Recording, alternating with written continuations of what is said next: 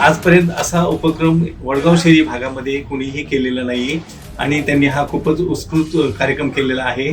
आणि या सर्व योजनेमध्ये या सर्व याच्या मदतीमध्ये त्यांनी काहीही मोबदला घेतलेला नाही, मोफत करून दिलेला आहे.